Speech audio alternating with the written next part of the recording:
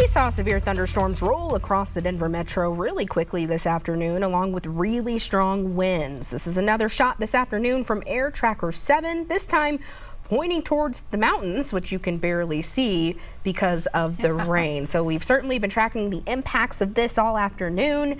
Danielle, I checked FlightAware, just so you know, out at DIA. Is it rough? Over 1,000 delays. Ooh. So a little tough for travelers. No kidding. I just never schedule an afternoon flight in the summertime. Yes. If you go early or go really for late. this exact reason. Yes, because it's pretty much day after day that we're dealing with storms like these. And unfortunately today, one of them. Storms still firing up toward the foothills and through the mountains. Believe it or not, we were in the lower 90s earlier this afternoon before the storms arrived. Up and down I-25 off to the eastern plains, some 70s and 80s up in the mountains where we still are sitting, but we have cooled off significantly. Look at that, 64 in Greeley right now as that severe thunderstorm warning is continuing to push across the area.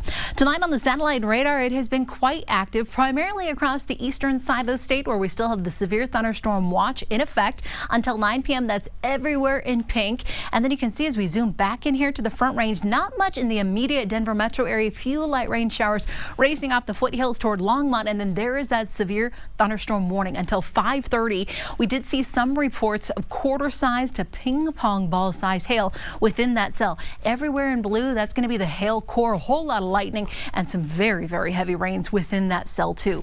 Out to the western slope, it's a different problem. They're dealing with high fire danger with red flag warnings in effect until 9 p.m. tonight. The winds have been whipping, whether it's because of high fire danger or because of these severe thunderstorms. The good news is things clear out tonight. We'll be left with mostly clear conditions and temps falling into the 50s and 60s. This is a little bit more like it rather than early this morning when it was so warm. 30s and 40s primarily up in the mountains. We'll drop off to about 48 in Estes Park with low 50s in Evergreen, 62 though in Highlands Ranch. Looking at the futurecast, 7 p.m. most of the action is far to our east. By 11 o'clock, we're good to go with those clear skies moving back in here to the state.